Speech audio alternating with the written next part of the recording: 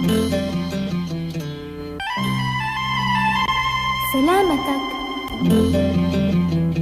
سلامتك.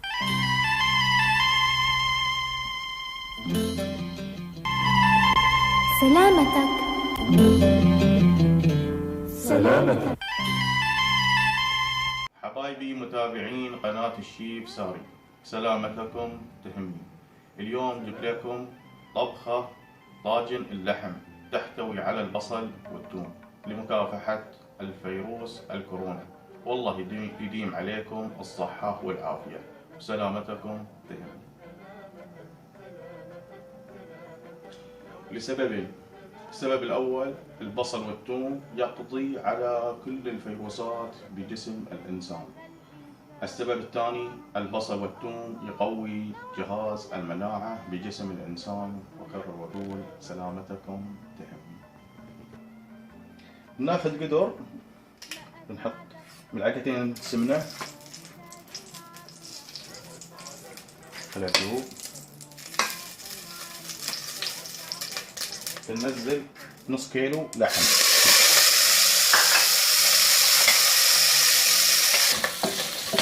حمصنا اللحم.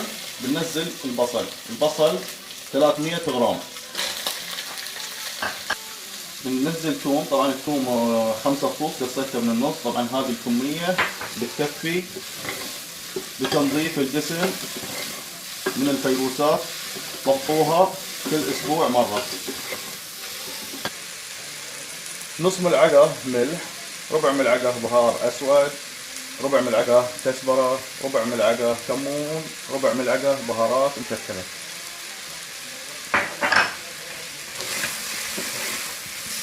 الوقاية خير من العلاج، فهذه الطبخة مو علاج فيروس كورونا ولكن مهمة وسلامتكم تهمني. ننزل 4 حبات طماطة مقطع مربعات.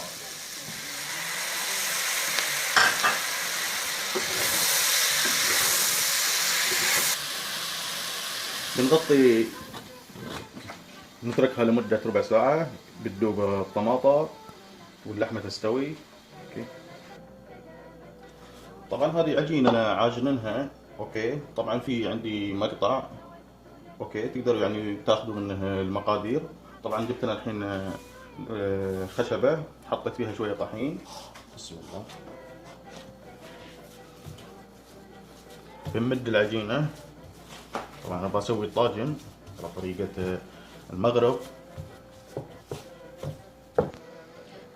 نرجع للحمة. بسم الله ما شاء الله. طبعا اللحمة اخذت لها نص ساعة. اوكي. ننزلها في الطاجن. ناخذ العجينة، نسكر.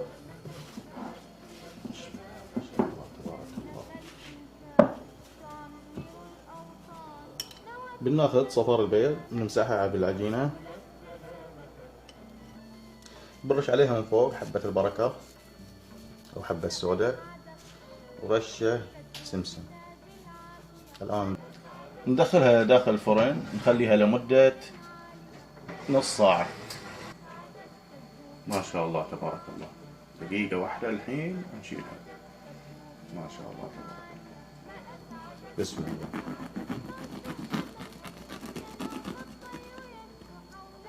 بسم الله تبارك. ما شاء الله ما شاء الله ما شاء الله